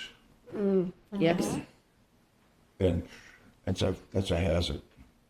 So I haven't mentioned it, but one of the things we're going to do is put back a great deal of mulch to make it very, very easy to walk on. I mean, that was so abundantly clear when I came night, because I hadn't been there for a while. Any other board members with comments or questions? Are there any members of the public who wish to speak on this subject? Representative Cairns? As a neighbor in Danvers who watched George and Richard Walnowitz create this project, really on their own with coordination that took place very quietly and diligently, and it is such a phenomenal resource. If you walk it, you think what a gem it is, and done with no taxpayer dollars. I'm not proud of. Really not furnishing my reputation for being a good supporter, the source of funding, but the goodwill that George has created for this project is extraordinary. So I say thank you, George. Thank you, Sally. Yeah, it's a magical place. So do we need a motion? Just want to double check, Peter, to see if anybody online wants to speak, and it doesn't look like there is. So yes, entertain a motion. I move to accept the donation and approve swamp walk repairs within Wenham's boundaries. Gary seconds. All right, we'll take a roll call. Peter? Yes. Deirdre? Yes. Karen? Yes. Gary? Yes. And Ben is yes. Thank you so much for all the work that you did and for bringing this to our attention. Thank you. May I leave you with a few photos? Of course. Absolutely. This is 15 years ago, Mm. when there were railroad tracks Oh, wow. and trees in the way over the railroad tracks. And this is a select member in Danvers who was one of the 2 people that originally went down there and started cutting tree limbs. Oh, wow. So we could run this railroad cut with lumber down to the site. Wow. And this is Richard Walnowitz. and he's up on a ladder swinging a sledgehammer to drive a 10-foot 4x4. Oh. This was a community project. It was simply fun. Thank you for your endorsement. Thank you. Thank you. Thank you very much. All right. That moves us next to So, discussion and potential vote on library director Kim Butler's employment contract. Or maybe take things out of order so that Kate can. Oh, what do we? Did we just lose Kate What's Kate for on the for? lands grant? He wants Dan Grant. Oh, sure. Yep. No, you out there, sir. Yeah. As she walked in. Joe, Is do she you there? want, can you grab Kate? Good. How long is the Kim Butler discussion going to take? We think they both be very quick. Why don't we just do Kim Butler's and we can. Okay. That'll be fast. Yeah. Right. Yeah. Yeah, so we have in front of you is a summary. Kim Butler's contract as recommended by the Board of Trustees, is also supported by the Select Board in executive session. They have withdrawn the request from work from home. The remainder of the terms, 5 years, 5-year term, inclusion of the indemnification clause, and the compensation overview, all seen before by the Select Board, is here for your approval tonight. What was the consensus on working from home? They withdrew the request. Done. Yeah. Ready for a motion then? Motion? Yes. Move to approve Library Director Kim Butler's employment contract commencing July 1st, 2025 through June 30th, 2030. Is there a second? Second? Great. Roll call. Peter? Yes. Deirdre? Yes. Karen? Yes. Gary? Yes. And Ben is yes. That's unanimous. Excellent. All right, we're going to skip ahead now to item I, discussion and potential vote to authorize Town Administrator Steve Poulos to sign the land grant paperwork for the purchase of 9 Maple Street, and I think Kate is here to speak to that. So, with exciting news, I think you all know now, we did receive the $425,000 land grant. This was a great honor. This grant is a very prestigious grant through the state, and it was very competitive this year. And I was told that our application scored right at the top. So we also got the highest amount of money. That $425,000 is the highest you can get. So wonderful. And now we just have to do the actual paperwork and get that contract signed. Yeah, well, congratulations. That's wonderful. So an exceptional piece of work. I just want to take a moment and recognize this is a significant grant, prestigious grant, and this has lasting generational impacts on the town of Wenham. Thank you, Kate. It's And a also tremendous Greenbelt. achievement. Greenbelt's And up as Greenbelt, well. yes. Absolutely. Yeah. This is Wonderful. incredible. Great. Any other All right. comments or questions? I'll take the motion. All right. Nobody online who wants to speak? No. Nobody here. Okay. Yes. I'm going to make the motion. Move to authorize Town Administrator Steve Poulos to sign the land grant paperwork to partner with Greenbelt for the purchase of the land and a conservation restriction at 9 Maple Street. Gary seconds. All right, we'll do a roll call. Gary? Yes. Karen? Yes. Deirdre? Enthusiastically, yes. Peter? Yes. And Ben is yes. That's unanimous. Thank you again. Thank you. Yeah, that's great. All right. Thank that you, Kate. brings us back to item G, discussion and potential vote on Deputy Fire Chief Jeff Baxter's employment contract. Steve? Yep. So similarly to Kim Butler's contract, these terms have been seen and discussed by the board and have their support. But in summary, it's a 3-year contract.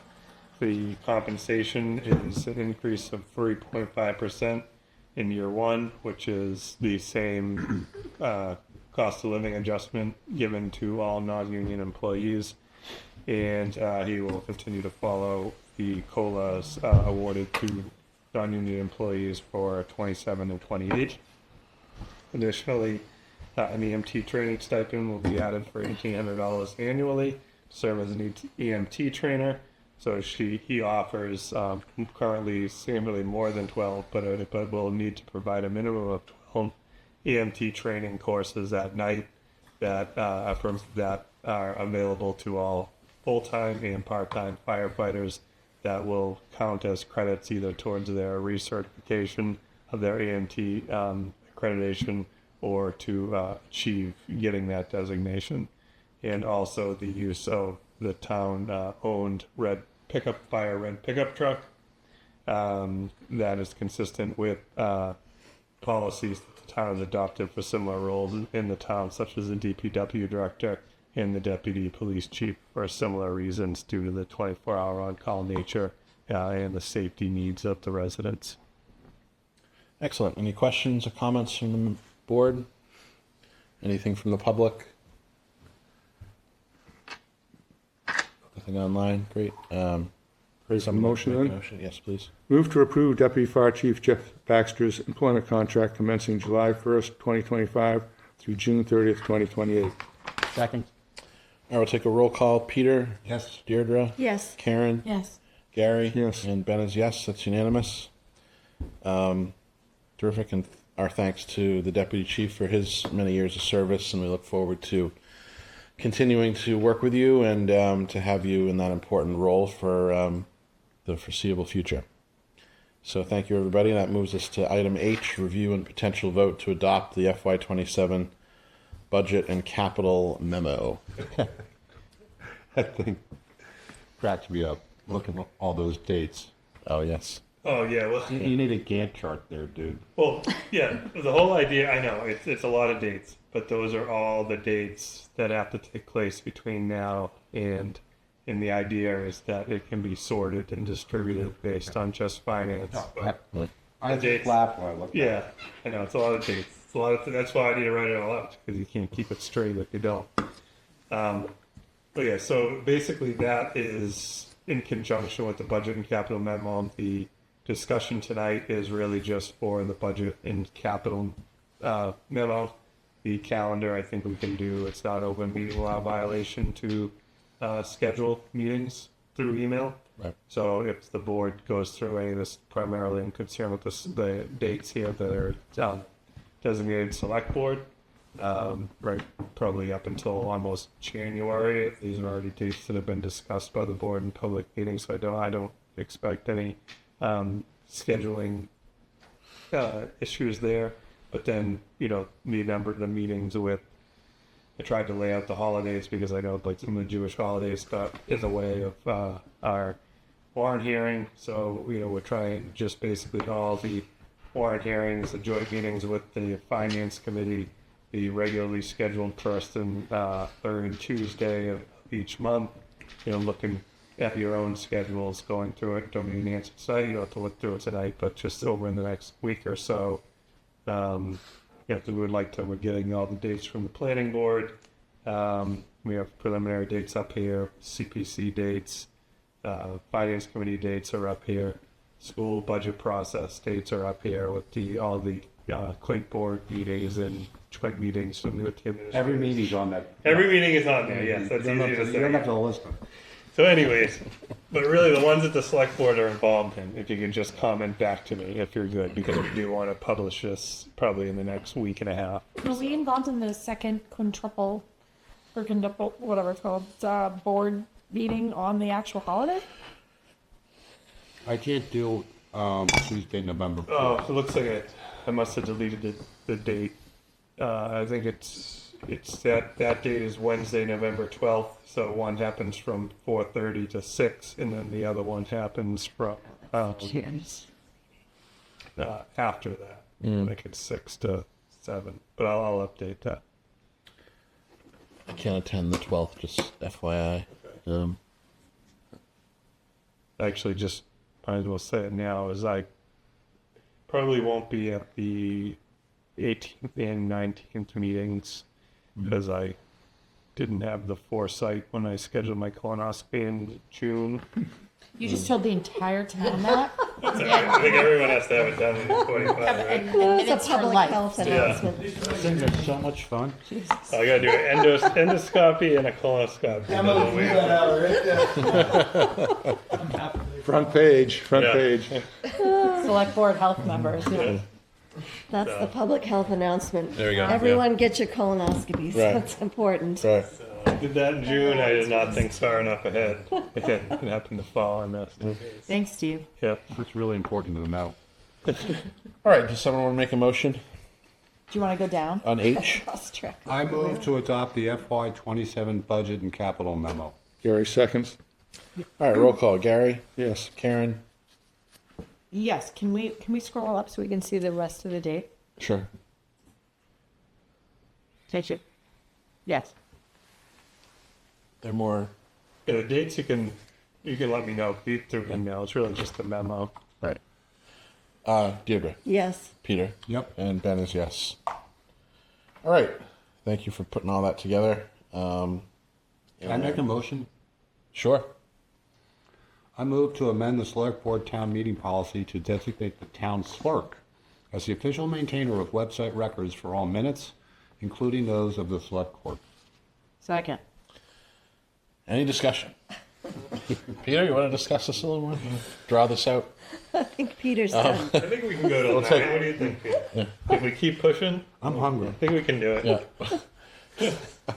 Roll call. Gary? Yes. Karen? Yes. Peter? Yes.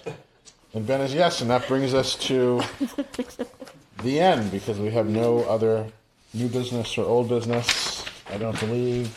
No other matters that may have not been anticipated by the chair. Is there a motion to adjourn? Yes. Move to adjourn 8:26 p.m. Second. Peter? Yes. Deirdre? Yes. Karen? Yes. Gary? Yes. And Ben is yes. Thank you, everybody. We're